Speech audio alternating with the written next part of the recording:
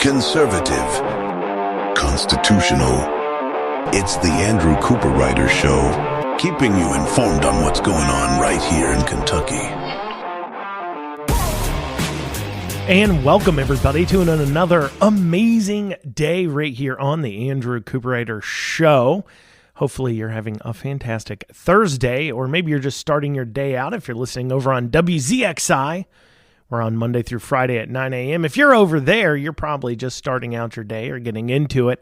So I hope you have a fantastic one. But if you're somebody listening on the podcast format, you're not hearing this till 1 or so, I hope whatever day you're listening, you have a fantastic one as well. We've got a lot of big topics to cover today. Yesterday we kind of talked a bit about school choice, and, I'd posted about it too online. Some people had some arguments. Conservatives had arguments about why school choice wouldn't be a good thing. So I want to kind of dig into some of that. And it's an interesting discussion, so I think it's worth having. Let's see here. We might have a discussion, too, about cost of living compared to wages here in Kentucky as Beshear peddles out some lies. And then we'll also be digging into some legislation that's been moving through Frankfurt. So we'll have all that and more right here today on the Andrew Cooperrider Show. If you want to reach out to the show, catch old shows, head on over to theandrewshow.com. Once again, that's theandrewshow.com.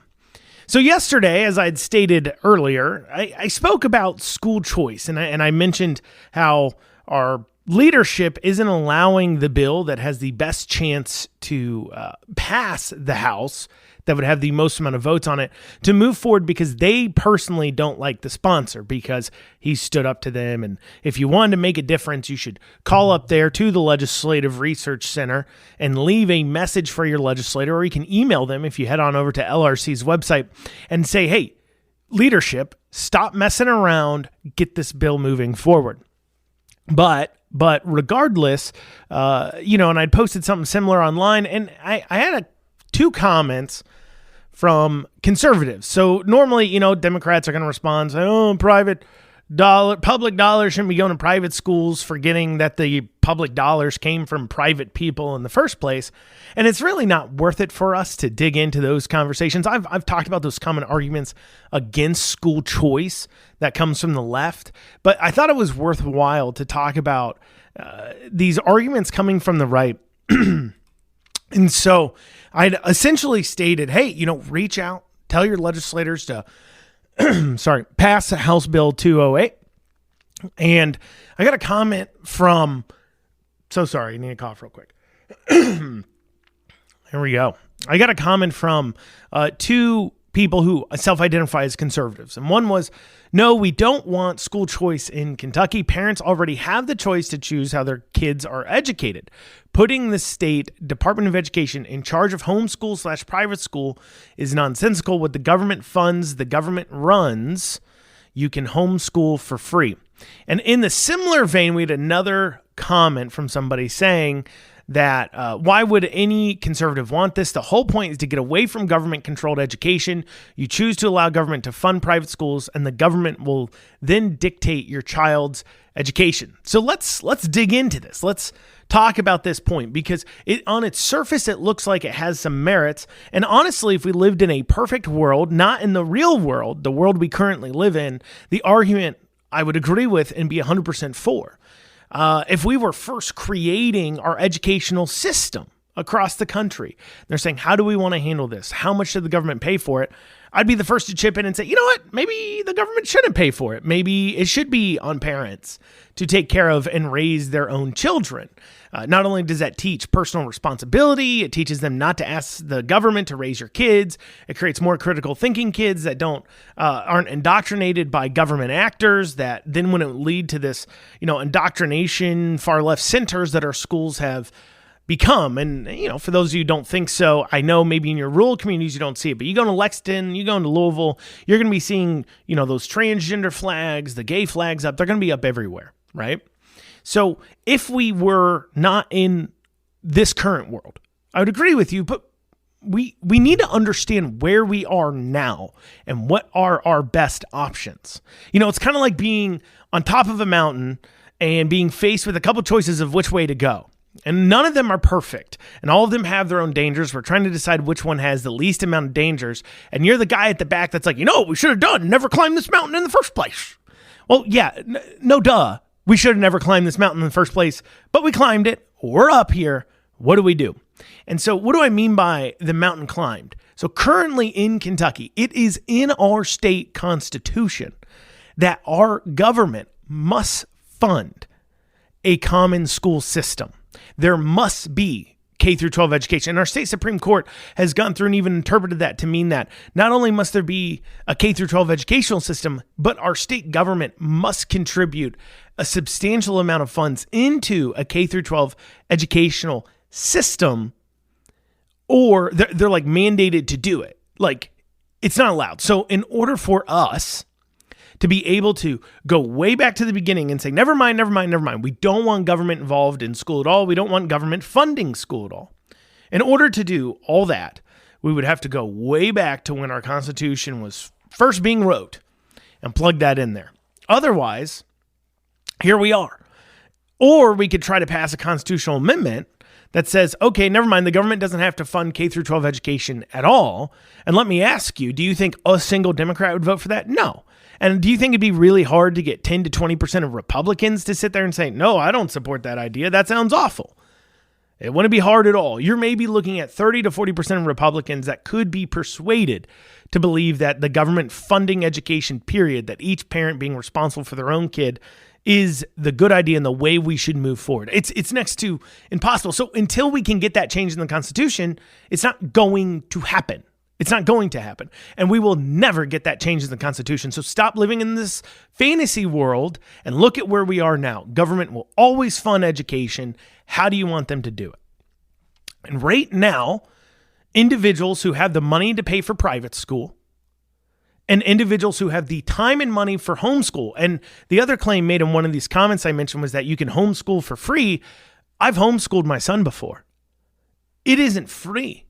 And it isn't easy either. Not everybody can do it. And I know there's a whole lot of homeschool families out there that say, look, this is super easy. Everybody can do it. This is, if you want to do it, you can do it. And I'm not saying you can't, it's possible, but I don't think that's necessarily a realistic chance. And it also doesn't deal with the fact that we're still, take Lexington, for example, still spending $17,000 a student. That's being taken out of everybody's pocket. So it's not just homeschool is quote unquote free or what have you. It's also that government, not everybody's going to do it. And government is still taking the money to spend it on education here. And we can't stop them from doing that. So maybe we can redirect how they're spending it. And that's where school choice comes into play. Because where there are families that can't afford private school, can't homeschool, what do we do with their kids? Do we just allow them to continue to be indoctrinated? Because those kids grow up to be voters. Those kids grow up to be elected individuals. Those kids grow up to be in your communities. And what do you want them? They will end up dictating, whether you like it or not, they will dictate your life, saying, I checked out, I started going to homeschool. I checked out, I started going to private school. I don't care what happens over in public school. Is short-sighted, because those people that grow up in those school systems will end up affecting your life, period. And so giving them options to get better high-quality education that isn't centered around pushing DEI and gender theory and all kinds of other crazy stuff, education that's centered around learning how to read and write so people can educate themselves on issues, well, that obviously is our way forward. That obviously is the right solution. And so school choice allows the everyday person, even people who aren't as quote unquote woke as you, to make a decision about how they'll educate your kids. People who don't have the money for private school to choose how to educate their kids. But what about this claim that if somehow we end up spending, getting choice in schools, private schools, home schools, that they'll start to regulate those schools? That seems like a good argument on its face, but it's really not. But we'll be digging into that after this short break. You're listening to the Andrew Cooperrider Show, your source for Kentucky politics. And you are back with the Andrew Cooperrider Show, your source for Kentucky politics. Before the break, we were talking about arguments from the conservative side against school choice. And one of the common ones we often hear is that if we allow money into private schools, that school choice. So there starts to be voucher systems. And so these private school students and parents and others can now bring that voucher to that school, and more kids can go to private schools. Obviously, more private schools would open up, or that this school choice system would open up the opportunity to regulate homeschools as well. And that's a big fear. And you hear that often, especially the homeschool crowd, because they really want to make sure the government stays out of their homeschooling process. And I hear you. And that is a real concern. It is a real concern. But it really sounds like, and we hear this argument a lot on many of other issues, where if we do this, we're opening up the door for this opportunity. A common one was, I hear this on abortion all the time. Well, when we say you can't get an abortion, we're opening up the door for other medical regulatory bodies to take place. Or if we heard this on, banning transgender surgeries, or banning the use of chemical castration drugs and hormone therapy for kids to transition their gender, that if you ban this, if you do this, you're opening up the opportunity for them to force kids to take these things, or force parents to allow their kids to take these things later on down the road. And we've heard this kind of like this this positive idea that you're somehow opening up the door for some other problem, some other government regulation. And to which I always say, they don't need an excuse to do that. There is no law, there is no constitutional amendment that stops the government from regulating homeschool, that stops the government from regulating private schools as well. Now, there is some First Amendment, obvious concerns. If it is a Christian school you're choosing to go to, the government coming in and forcing you to teach things that don't align with that your religious ideologies would hit a First Amendment claim issue. So that would be a limiter. But there's nothing else. So to you homeschoolers who worry that, if school choice will open up the opportunity for us to be regulated, you can be regulated now. There's literally nothing stopping legislators from doing that. And I brought this up to somebody. I said, you can be regulated now. There's nothing stopping them. They said, well, there's a law right now that says we can't be regulated. Who passed that law? It's the General Assembly. It's the House. It's the Senate. The Kentucky House, the Kentucky Senate. They passed that law.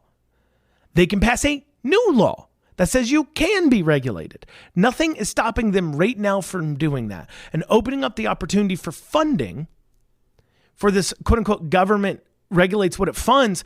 I understand that concept because it's an argument, obviously when we're talking about DEI and public universities, we're saying, look, that's a government entity, so it can be regulated. True. Public schools, government entity can be regulated. True. Private colleges are worried that things like FAFSA will end up getting regulations attached to it that says you have to teach this or you have to have these DEI policies in order to receive this money. And that's a concern, which is absolutely true. They can attach those. But what's to stop a university or stop a school in those instances if the government does decide to attach strings to this money to say, never mind, we don't want your government money anymore. We just won't take it.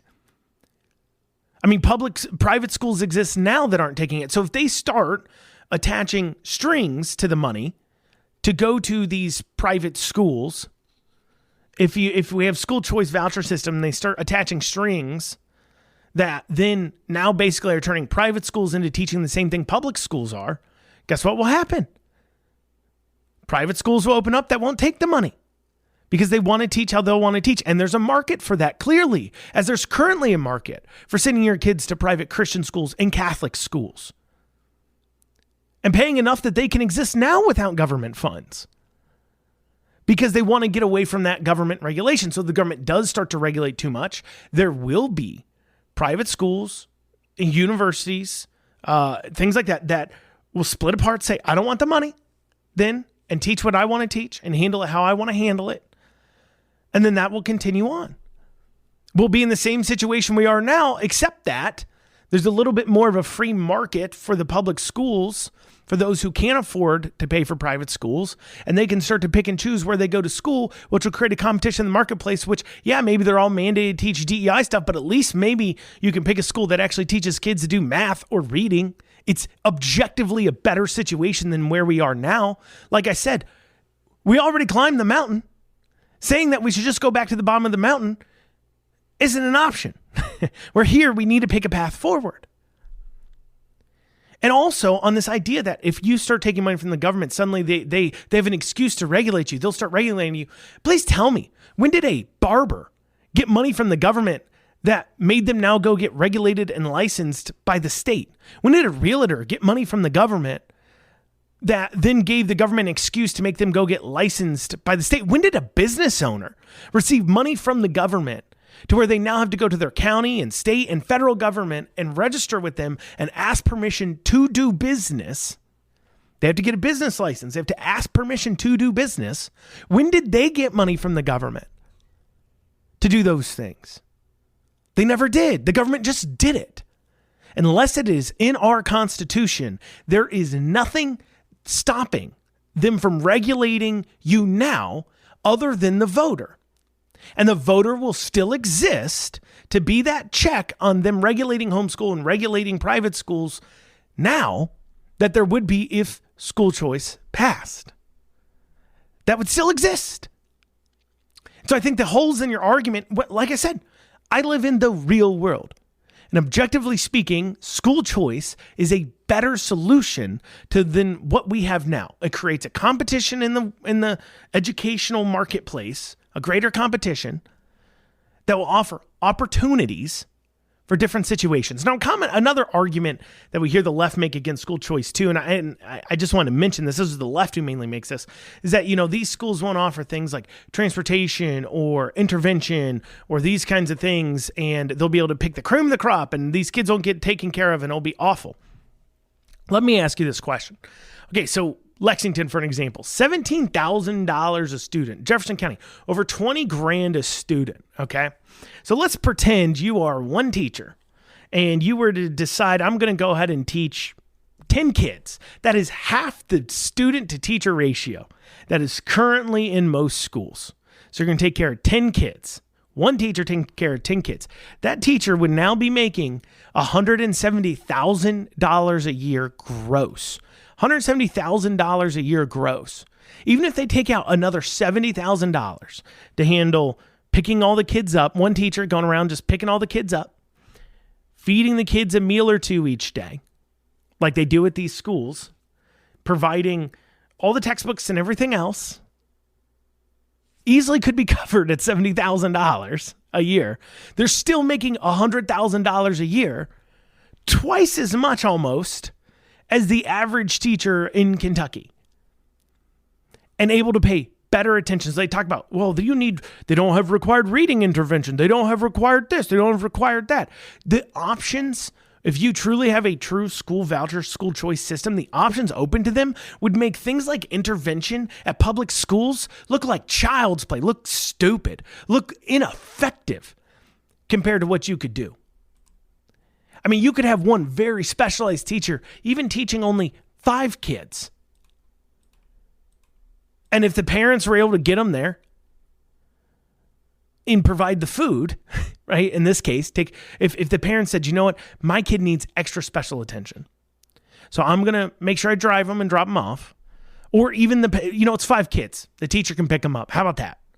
I'm just going to also make sure I pack him a lunch. Guess what? That's still $85,000 a year. A 1-to-5 ratio. You want to talk about intervention for kids? A 1-to-5 ratio is an intervention to kids. Absolutely is. For the break, I did want to mention one thing.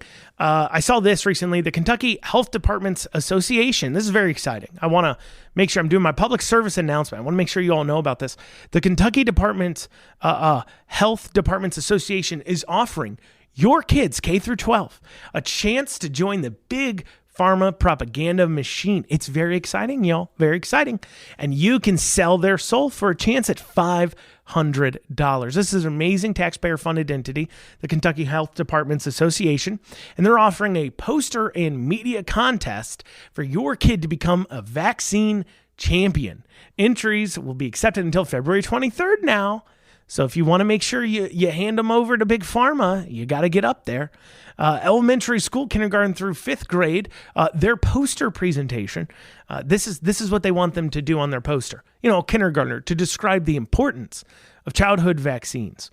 Why should you receive your routine vaccines? Where can you get vaccinations in your community? And the poster should contain words as well as colorful pictures to promote the message. And look, I'm not saying vaccines haven't done good things for us. We all know vaccines over time. I'm not necessarily an anti-vaxxer even, and I know there's some out there who are way more against all kinds of vaccines, and there's people who are for some, against some. There's some who took COVID vaccine too, and that's your personal choice to do so. But my problem is this.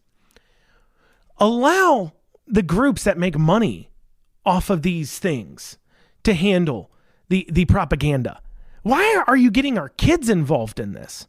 And this is my point. It's these kinds of things that reinforces people to be really suspicious. Like, I was pretty much okay with all vaccines until the COVID vaccine. And I started asking some questions and really digging in, like, what is going on here? And the more they do these kinds of things, the more distrust it breeds. You don't need to do poster contests for kids to become vaccine champions if you're not trying to indoctrinate, if you're not putting forward propaganda. It makes people uncomfortable. It just does. So whether you're for or against vaccines or what have you, we should all be able to agree that these kinds of things, the poster and media contest to become a vaccine champion by a taxpayer-funded entity, is a horrible decision. Well, coming up after this, from me digging into some legislation, you're listening to the Andrew Cooperrider Show, your source for Kentucky politics. And you are back with the Andrew Cooperrider Show, your source for Kentucky politics. We're now on, let's see here, I believe our 35th day of our 60-day legislative session. So we're over halfway through our legislative session here in Kentucky, in the Kentucky Senate and Kentucky House. And we have passed just one bill to be law. One bill to be law. All that off time to prepare and prep and plan, and 35 days of opportunity, and they've passed one bill. Now, I'm not necessarily saying that's a bad thing. I particularly don't want government necessarily passing a lot of laws. I'd rather the legislature pass high-quality, good pieces of legislation. But instead, the reason to bring that up, though, is because we so often hear an argument for why we need to take away the end date of the legislature and the sine die days and everything else is so we can use our time more effectively and efficiently. Which is malarkey. They don't use their time effectively, well now. And keep this in mind. Keep in mind that it's been 35 days of the legislature, and they've passed only one law, one bill. Keep that in mind when you go to talk to your legislators or you hear them talk and you say, why didn't this bill pass? Why didn't a good quality bill like banning minors from being at drag shows? Why didn't that pass? They say, well, we had the budget and we just really, really ran out of time. We just don't have the time to do everything every session. That's a claim that they make. We just didn't have the time. You didn't pass but one bill for 35 days. What do you mean you don't have the time? Spare me. If you don't want to pass something, just say, I don't want to pass it. But I want you to keep that in mind. When they sit there and claim, we don't have the time to address your problems, they went a full 35 days without passing one piece, with passing one piece of legislation. To put that in context, okay, last year, which is a 30-day session, so already, if we were operating on last year's calendar, because on their off year, they get 30 session days, and on their long year, they get 60 session days. So last year, they had only 30 session days. So they had 5 less days than where we are now. We're in the 35th day of legislature, 5 less days, 35, 36th day of legislature, somewhere around there. So 5 to 6 less days. They passed over 125 bills last session. So in the same amount of session days last year, they passed over 125 bills. This year, they've passed one.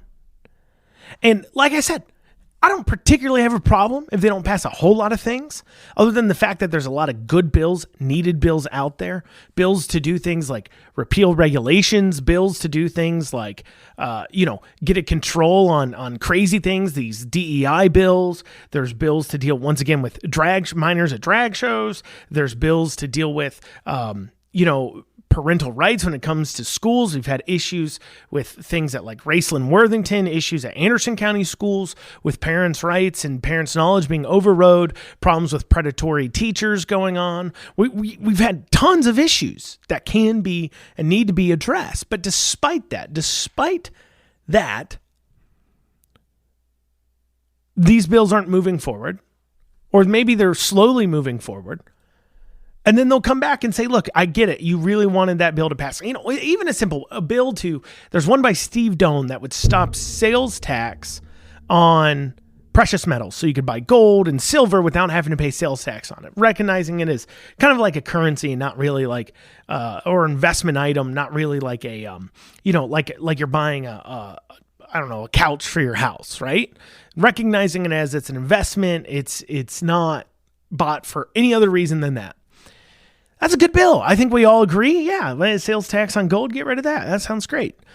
But when it happens, and when you ask after this session, your legislators, why didn't you guys pass the ending of sales tax on gold? They'll say, we didn't have time. It was a long year, but we also had the budget to take care of, and we had a whole lot of important other issues, and we just really ran out of time. There's not enough time. You can now say back to them, hey, listen, at the 35-day mark, you had passed one bill. In last session, where you only had 30 session days, you passed over 125 bills. What's going on? Why were you dragging your feet so much? What's the problem here? Now, we only have one bill passed, but we do have one bill that won't end up passing this week, probably will end up fully passing next week, but it'll probably be the only bill maybe until the 40th day that even has a chance, because when I'm looking at both the House and Senate orders of the day, so what they plan on voting on, I haven't seen the House voting on a Senate bill and the Senate voting on a House bill other than earlier this week, which was House Bill 18, which we'll dig into. But House Bill 18 is going to be vetoed for reasons that, once again, we'll end up digging into House Bill 18, that will end up getting vetoed. And so the governor, either he can let it sit on his desk for, 10 days or so? 10 business days, I believe. Anyways, it can sit on his desk for several days, and he can then at the end of that either not sign it and then it becomes law without a signature, or he can veto it. If he vetoes it and he vetoes it on the last day, which he often does, then it has to go back to the House, back to the Senate for another vote each different days. So that takes 2 days-ish to happen to overcome the vetoes.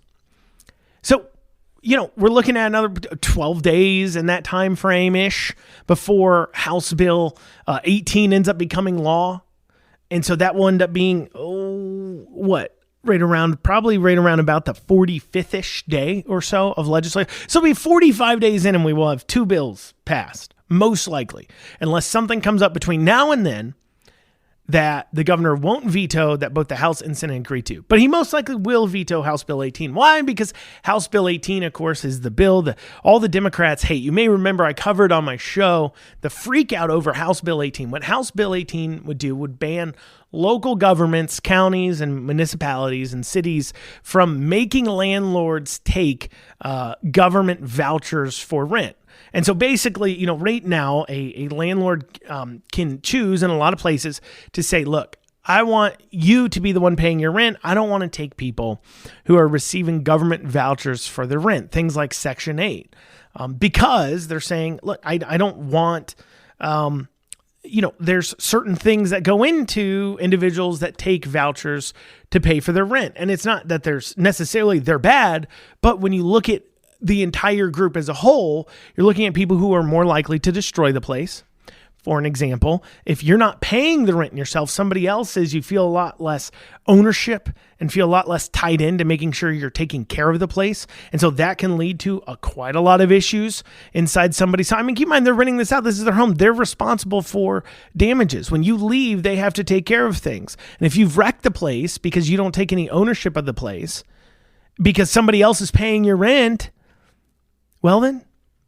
you don't have to, you don't have to worry about that. It's the landlord's problem. So maybe they don't want to rent to you for that reason. Or maybe they don't want to go through the rigmarole of dealing with the federal voucher system. So they say, I don't want to deal with that. I want to be able to say, pay your rent. You didn't pay your rent? Well, then I'm evicting you. Period. End of story. There's other strings attached that comes to using these government voucher systems. And most importantly, it is this landlord's property's right. You may think they're wrong to do that. You may disagree with them, but it's their property. It's their right. This is what property rights means. They get to decide what they want to do with it. And so you've had municipalities like Louisville, like Lexington, like some in Northern Kentucky that are passing ordinances saying that landlords must take these government vouchers. And so House Bill 18 is looking at saying, never mind, these local areas can't do that. They can't tell landlords what to do with their private property. There's been some arguments against this that's coming out of Lexington. Herald Leader actually had 2 articles this week posted about it. 2 different things. I want to dig into those arguments, talk about whether they have any basis. Spoiler alert, they don't, but it is worth discussing and probably talk a little bit more about a few more pieces of legislation, but you're going to have to wait till after this short break. You're listening to the Andrew Cooperrider Show, your source for Kentucky politics. And you are back with the Andrew Cooperrider Show, your source for Kentucky politics. House Bill 18 looks like to be the next bill to pass. We kind of covered this a bit before the break. It's a bill to stop the mandation, I believe that's the word, of landlords to take government vouchers for rent, things like Section 8, things like some other rent programs that come from the federal government, because there's been some laws passed by localities to force these landlords to take these vouchers even if they don't want to, clearly violating property rights. Now, we've got an interesting article from the Herald Leader from Beth Musgrave, and in it, she's quoting Art Crosby, who's the executive director of Lexington Fair Housing. And sometimes I think these people like Art, they cook up like arguments that sound really, really good in their head. And they think they're making a really good point. But in truth, the minute it's said out loud, it makes no sense. And anybody with 2 brain cells to rub together can see this is absolutely ridiculous. So this is what Art had to say. He said, I'm still kind of in disbelief that the legislature would pass something that removes legal protections from people just because they're using a voucher. First off, it's funny that he's saying that they would pass a law to remove legal protections from people just because they're using a voucher. These legal protections for people are being created by cities and of recently, right? So that statement in and of itself, I can't believe they'd remove legal protections for people. Well, they remove you mean what, reduce regulations? So anytime that the government's not passing new laws and repealing old ones, like under this same concept, I'm sure Art Crosby is very much so in favor of repealing Senate Bill 150, the bill to ban transgender surgeries and, chemical castration drugs and so on and so forth being taken by minors. If they repealed that, he'd probably applaud it. I would sit there and I could easily say that's a legislature passing something that is removing legal protections from people. I can't believe that. That's what it's the same argument. It makes no sense. And then he goes on to say that the way I read the plain language of the proposed source of income bill, it means if you have a voucher, then a landlord doesn't have to rent to you ever, no matter the reason. None of the current civil right protections would apply to voucher holders. What does that mean? It's saying, okay, you can't pass a law to force you to take vouchers. So now they're saying that in this bill to say, yeah, they don't have to rent to you ever. Honestly, a landlord doesn't have to rent to anybody ever. They can just sit on their house if they wanted to. They can sell their house instead of renting it out. They can decide that they'd rather burn it to the ground as long as they get a permit saying they can do so. They can decide that they'd rather destroy it, demolish it, than rent it to somebody. And then he goes on, none of the current civil rights protections would apply to voucher holders. What current civil rights protections are you talking about? Just because you still, if you and this is what he goes on. He goes on to try to explain this. He says that a black renter, a person with disabilities, or a disabled veteran who uses a voucher can be denied even if that landlord rents to a white renter with a voucher. What are you talking about? So I guess what Crosby's positing is that under this bill, somehow a landlord could say that they're denying a black renter because of a voucher, but then turn around and take a white renter that has a voucher, but be able to claim they didn't take the black renter because of their voucher. Which, that's not what the law is saying at all. The law is saying you can't force them to take the voucher. If somebody does that, if they say, I'm going to take this white renter with a voucher, but I'm denying this black renter because they have a voucher, you would have grounds for racial discrimination. Regardless if this law passes, you would still have grounds for that if there's no other reason why other than that. I would doubt that was real and actually happens. I'm very dubious of that claim, but you would still have grounds for that. So I really can't. It just seems weird that you would make this argument. It doesn't make sense. And then you talk about civil rights of the renter, civil rights of the renter. What about the property rights of the landlords? Never comes up. Never is thought of. They look at this civil rights protection. They look at this as so on and so forth. And it doesn't make, that doesn't make sense. What civil rights protections? Well, they can use this as an excuse for racism. Guess what, Art? They can use anything as an excuse for racism. They could be not renting to somebody because they're a racist piece of garbage and say it's because there was something they didn't like in the background. They couldn't verify the income source. They had other people who put in their applications, so on and so forth. Whatever it may be, they can do it now. They can make up any reason they want to now. All you're doing by saying this is forcing a whole bunch of private landlords to now have to take government voucher systems and treat it the same as normal money, as if it is normal money. There is a difference in kind. There just is. Between somebody who has 1,000, this is a quote that they make. Not in this one, but there's another article that a guy running for Dave Sagini, he's running for city council in Lexington. He made a point of saying $1,000 in vouchers is the same as $1,000 from a person, so I don't see why you'd make a difference. No, it's literally not the same thing. It's not the same thing at all. Because $1,000 from a person who doesn't have a voucher is $1,000 that they went out, worked hard, and earned. That means they have a different personality set on the whole. I'm not saying everybody who has Section 8's a bad person. I'm not saying everybody who makes their own money would be a great renter. What I'm saying is when we look at behaviors and what that means to renters, people who went out and worked hard for their $1,000 are going to be a different type of person as a whole than people who were handed $1,000 for free. They will have a different mindset. They will have a different value system.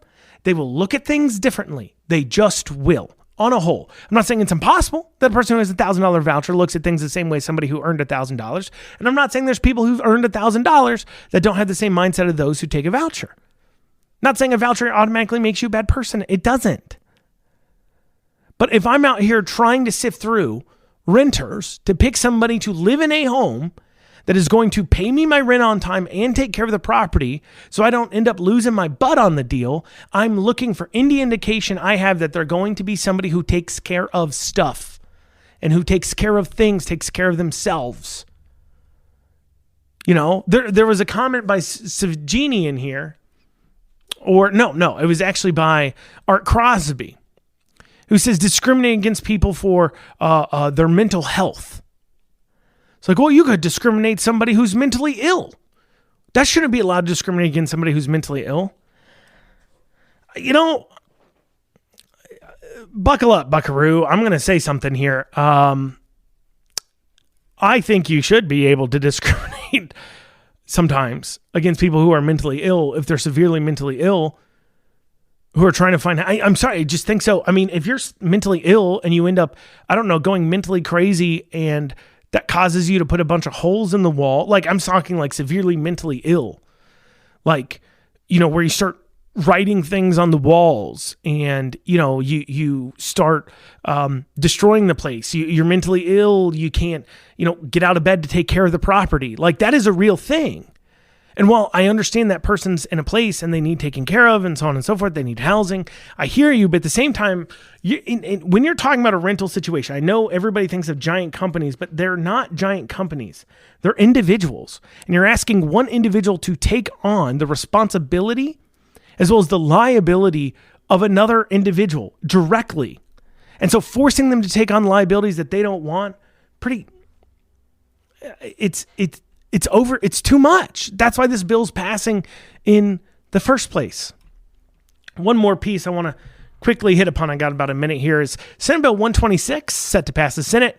It would prevent the governor from partying 30 days out or until 30 days out from an election, or 30 days until the election, and also once the election's over, until the new governor's in office. Basically, they're trying to take an aim at dealing with some of Bevin. He did some pardons on his way out that has raised some controversy, some conversation. And so they're trying to, I guess, take a look at that, make an adjustment for it. And so they're proposing a constitutional amendment, which we've got tons of constitutional amendments now proposed. We've got several that have passed one body or another. Remember, you're only allowed to have 4 on a bill. I wish I had the time to dig into Senate Bill 126 now and some of the pardons and is it good, is it bad? But I don't. So you'll have to tune in tomorrow. It'll be the first story I cover. Senate Bill 126 working its way, passing the Senate over to the House, talk about whether it's a good amendment, bad amendment, what's the story behind it. We'll have all that and more tomorrow. But thanks for tuning in to the Andrew Cooperrider Show. We'll see you back here on Friday. Have a great rest of your day.